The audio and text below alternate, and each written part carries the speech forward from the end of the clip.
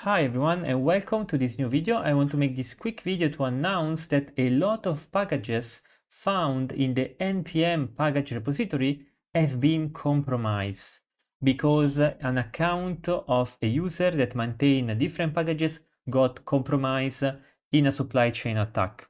So what's the idea? Well, I read this post in Agri News. This is from 3 hours ago. NPM debug and child packages compromise.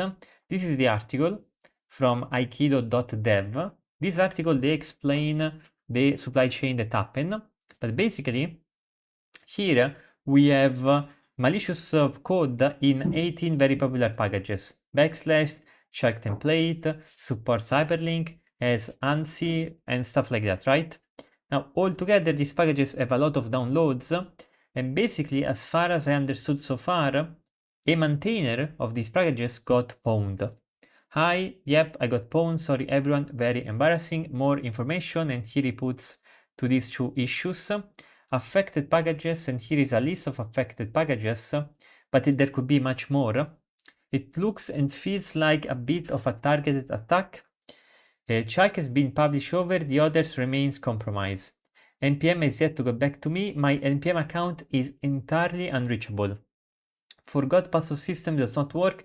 I have no recourse right now, but wait.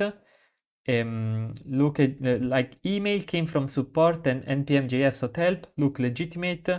Not making excuses, of course. Just npm is affected. Updates to be posted to the /debug.js link above.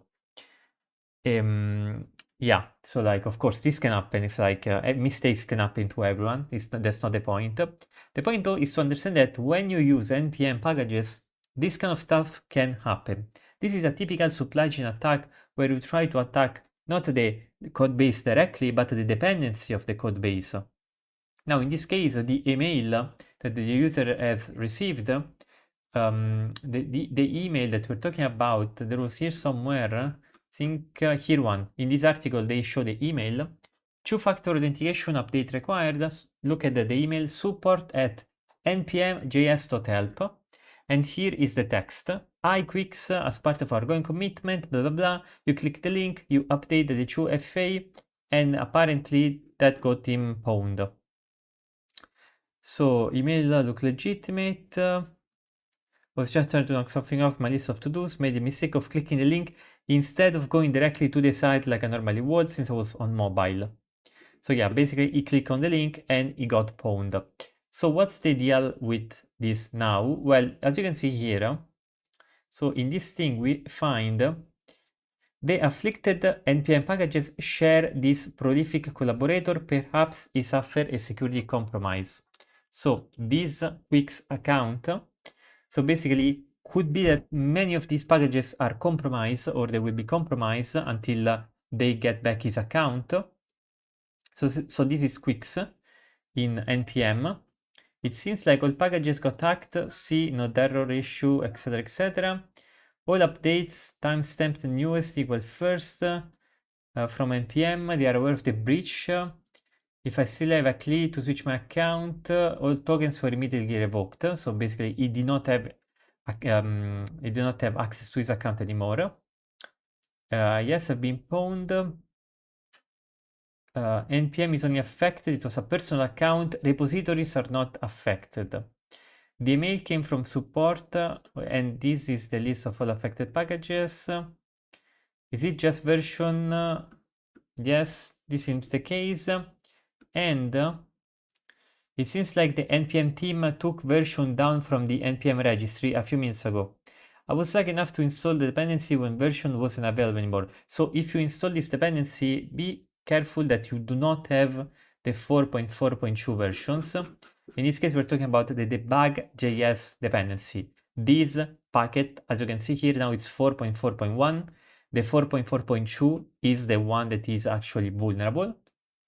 And with respect to the malware that got hit, let's see. Malicious payload is on line 11 of source index. So let's see here. I had found something. It's not here though. It's this one. Chalk source index with malware. Do not execute, of course. Do not execute. So let's go into row. Let's going to row, and basically here you have this obfuscated malware. Okay, so this is obfuscated, and let's see. Yeah, this is the thing that NPM vulnerability deobfuscated.js. So this was deobfuscated, right?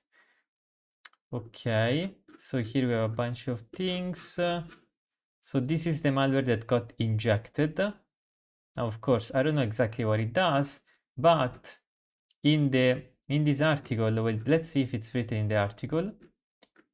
Attacker target another maintainer.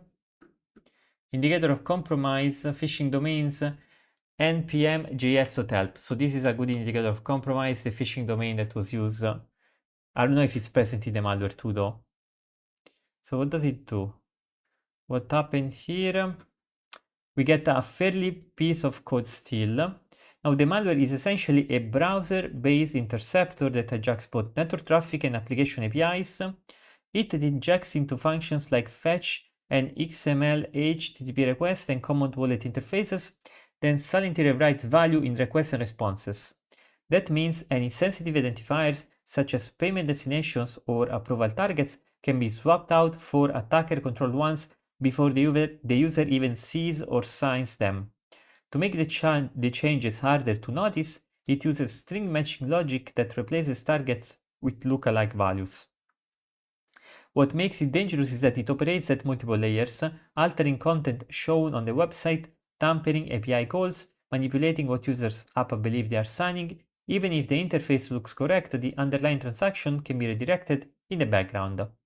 So basically, we are injecting to the browser by hooking functions like fetch, XML HTTP request, and wallet APIs.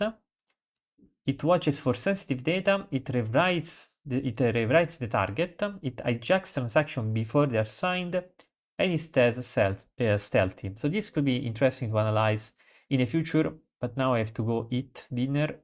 So basically, yeah, this thing happens. So be careful on using these packages. I'm gonna put all this link in the description. And yeah, maybe in the future I can talk more in depth about supply chain attacks. But the basic idea behind supply chain is that you're trying to inject malware into a dependency. And then this dependency is downloaded by many different projects. And boom, you have malware into many different applications. For example, if this package is inserted into something with Web3, like with a blockchain or something, then these capabilities, of course, would be extremely dangerous because they would allow a malicious actor to change maybe who you're sending the money to. And it's something that you cannot even reverse because we're talking about Ethereum, Bitcoin, Solana, and stuff like that. So yeah, it recognizes multiple formats across Ethereum, Bitcoin, Solana, Tron, Litecoin, and Bitcoin Cash. So very, very dangerous. Be careful out there in the internet. Having said that, I wish you a good day and to the next video.